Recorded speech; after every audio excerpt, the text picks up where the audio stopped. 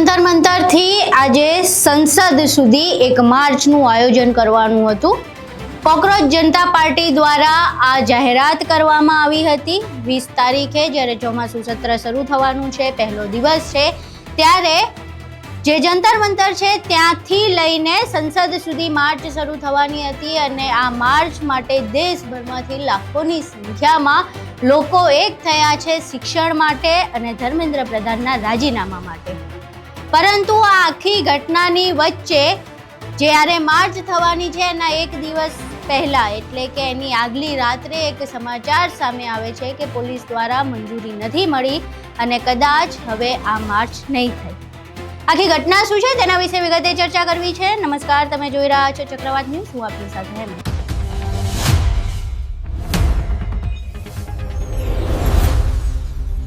જંતર મંતર પર લાખોની સંખ્યામાં લોકો એક થઈ ચૂક્યા છે। વિદ્યાર્થીઓ શિક્ષણ મંત્રી ધર્મેન્દ્ર પ્રધાનના રાજીનામાની માંગ સાથે એક થયા છે। વિદ્યાર્થીઓ સાથે જે પણ લોકો જેને એક સારા શિક્ષિત વર્ગની જરૂર છે, જેને ભારતમાં શિક્ષણની ચિંતા છે, શિક્ષણ વ્યવસ્થાની ચિંતા છે અને બગડેલી સિસ્ટમ જે છે એને સુધારવી છે, તમામ લોકો જંતર મંતર પર હાજર થઈ ગયા છે અને 20 તારીખે ચોમાસું સત્રનો જે પહેલો દિવસ છે ત્યારે જંતર મંતરથી જે સંસદ સુધીની માર્ચ થવાની હતી તેમાં સહભાગીદાર બનવા માટે આવી ગયા છે। ગઈકાલ સાંજથી જ મોટી સંખ્યામાં લોકો જંતર મંતર પહોંચી રહ્યા છે। એવામાં ગઈકાલે સાંજે એક સમાચાર સામે આવે છે કે પોલીસ દ્વારા મંજૂરી આપવામાં આવી નથી।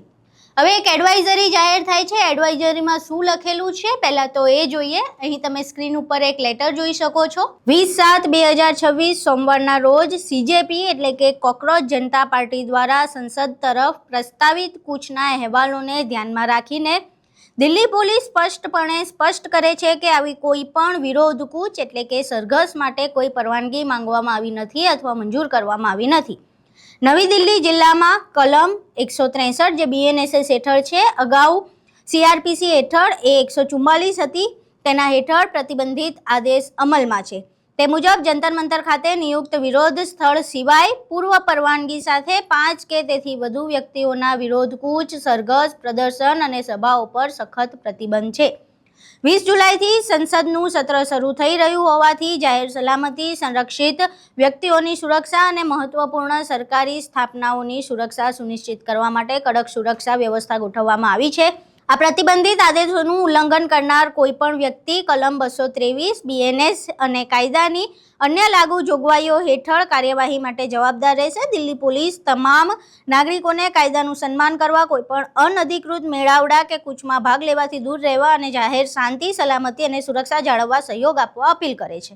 In view of reports of proposed march to Parliament by Cockroach Janta Party on 20th July, it is categorically clarified that no such application for permission has been received or given to Delhi Police or no such permission has been granted. Prohibitory orders under section 163 Bharatiya Nagrik Suraksha Sanhita are in force in whole of the New Delhi district area. So according to that, assembly of 5 or more persons, protest marches or demonstrations are not allowed except for the designated protest site Jantar Mantar, that too only after permission. From tomorrow onwards, a parliament session is also commencing. So elaborate security arrangements would be in place for public safety, security of protectees, as well as for protection of vital government installations. Any person violating the applicable 163 BNSS orders, he will be liable for legal action. Therefore, I would like to appeal, and Delhi Police appeals to all the citizens that they respect law and refrain from participating in any unauthorized gatherings or marches and cooperate in maintaining public peace, safety and security. Thank you. અહીં તમે આ tweet જોઈ। ગઈકાલે આ tweet કરવામાં આવી છે અને કહેવામાં આવ્યું છે કે ન તો કોકરોચ જનતા પાર્ટી તરફથી કોઈ મંજૂરી માંગવામાં આવી છે, ન અમારા તરફથી કોઈ મંજૂરી આપવામાં આવી છે। હવે આ મંજૂરી ન આપવાની વાત બાદ જંતર મંતર ઉપર અનેક એવા દ્રશ્યો સામે આવ્યા છે કે મોટા મોટા બેરિકેડ્સ પહોંચી ગયા છે, લોકોને જંતર મંતર સુધી સીમિત કરવા માટેના પ્રયાસો કરવામાં આવી રહ્યા છે અને આ તમામની વચ્ચે CJP એટલે કે કોકરોચ જનતા પાર્ટી જે સ્થાપી છે એના જે સ્પોક પર્સન છે સૌરભ દાસ, તેમનો એક વિડીયો સામે આવે છે જેમાં તેઓ કહી રહ્યા છે કે આંદોલનની કોઈ પરવાનગી ન માંગવાની હોય. હા, અમે તેમને માહિતી આપી હતી કે અમે આ પ્રકારે માર્ચનું આયોજન કર્યું છે અને સામાન્ય નાગરિકોને જે પડતી તકલીફો છે તેને ધ્યાનમાં રાખીને તમારે જે વ્યવસ્થા કરવાની હોય એ કરી લેજો અને અમને કંઈ જણાવવાનું હોય તો એ જણાવી લેજો. આ પ્રકારેની પહેલાથી જાણ કરી દેવામાં આવી છે. અહીં સાંભળીએ પહેલા સૌરભ દાસ શું કહી રહ્યા છે. पुलिस वालों ने दोनों साइड से बैरिकेड्स हटा दिए, मेटल डिटेक्टर्स हट गए हैं और सीसीटीवी कैमरास को भी ऑफ कर दिया है. अभी टाइम हो रहा है 2:50. पुलिस डरा रही है, कुछ भी हो सकता है. तो सबसे रिक्वेस्ट है कि शांति दिमाग से जो भी हो रहा है उसको नोट करिए.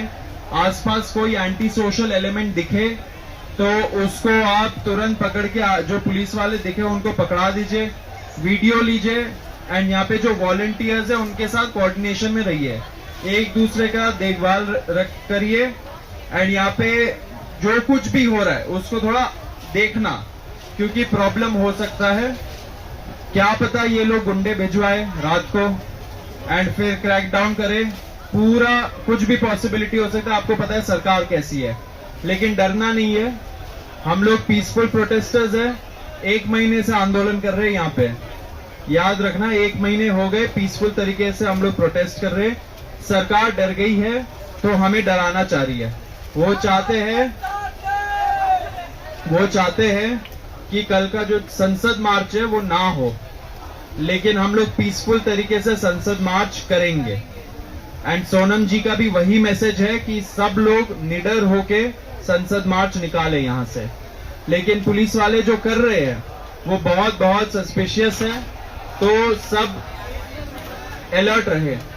एंड सबसे इम्पोर्टेंट बात कि अगर यहाँ पे कोई अगर अफवाह फैला दे तो उसके झांसे में मत आना, क्योंकि ये भी हो सकता है अफवाह फैलाए फिर यहाँ पे हुड़दम मचाए एंड उससे स्टैम्पीड लाइक सिचुएशन हो सकता है. तो सब लोग ठंडे दिमाग से सोचना, धक्का मुक्की मत करना, क्योंकि अनटूवर्ड इंसिडेंट हो जाए तो फिर तुरंत पुलिस यहाँ से क्रैकडाउन करके हटा देगी, फिर एक्सक्यूज दे देगी कि इन लोगों की वजह से ही हुआ. तो ये सिचुएशन हम लोग को नहीं चाहिए, स्टैम्पीड लाइक सिचुएशन नहीं चाहिए.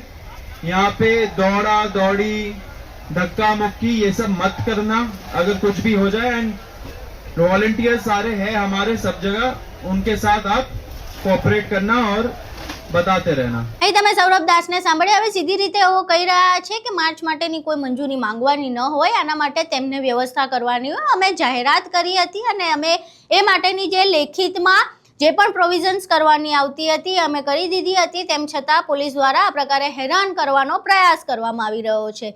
જોકે હજુ સુધી કોકરોચ જનતા પાર્ટી દ્વારા એ જ કહેવામાં આવી રહ્યું છે કે માર્ચ થશે અને કરવામાં આવશે, પરંતુ જે પ્રમાણે 144 એટલે કે BNSSની 223 લગાવી દેવામાં આવી છે એના પરથી હવે જો કોઈ પણ વ્યક્તિ એ એરિયાની બહાર નીકળશે તો તેની ઉપર BNS એટલે ભારતીય ન્યાય સંહિતા હેઠળ કાર્યવાહી થઈ શકે છે. આ સિવાય પોલીસ આ જે ગ્રુપ એકઠું થયું છે, જે જનતાનો રોષ એકઠો થયો છે, જે જનતા એકઠી થઈ છે, તેમને રોકવા માટે જામરથી લઈને પાણીથી લઈને ટીયર ગેસ સુધીના તમામ પ્રયાસો પણ કરી શકે છે. એટલે જે પણ દ્રશ્યો કદાચ સામે આવે તો એ ખૂબ જ ભયાનક હોઈ શકે છે. પરંતુ આગલી રાતે જે જાહેરાત કરવામાં આવી છે એને લઈને પણ પ્રશ્ન ઊભા થઈ રહ્યા છે કે તો પછી આ તમે પહેલાં કરી શકતા હતા, જેનાથી એ ખબર પડત કે હવે એ લોકોએ શું કરવું. જ્યારે મોટી સંખ્યામાં લોકો એક થઈ ગયા છે, દેશભરમાંથી લોકો ટ્રેનમાં, બસમાં, ફ્લાઇટમાં ગમે એમ કરીને જંતર મંતર પહોંચ્યા અને ત્યારબાદ તમે આ જાહેરાત કરો છો, એટલે ક્યાંક ને ક્યાંક લોકોનું મનોબળ પણ તૂટી રહ્યું છે અને હવે લોકો વધારે મજબૂતાઈથી લડવા માટે તૈયાર થઈ ગયા છે. હવે જે પ્રમાણેની જાહેરાત કરવામાં આવી છે એ પ્રમાણે હવે આગળ શું થાય છે, કોકરોચ જનતા પાર્ટી માર્ચ કરે છે, માર્ચ બાદ શું થાય છે, પોલીસ કઈ પ્રકારે એના એક્શન લે છે તમામ બાબતો પર નજર રહેશે. આખો વિડીયો તમે જોયો. વિડીયો જોયા બાદ આ ઘટનાને લઈને તમારું શું માનવું છે, પોલીસના આ પગલાંને લઈને તમારું શું માનવું છે, તમારા મંતવ્યો અમને કોમેન્ટ બોક્સમાં જરૂર જણાવજો. કોકરોચ જનતા પાર્ટીના આ પ્રોટેસ્ટને લઈને, આ વિરોધ પ્રદર્શનને લઈને, જંતર મંતરની સ્થિતિને લઈને તમારું શું માનવું છે એ પણ અમને કોમેન્ટ બોક્સમાં જરૂર જણાવજો. વિડીયો પસંદ આવ્યો હોય તો વિડીયોને લાઇક કરજો, શેર કરજો અને અમારી ચેનલને સબસ્ક્રાઇબ કરવાનું ભૂલશો નહીં. નમસ્કાર.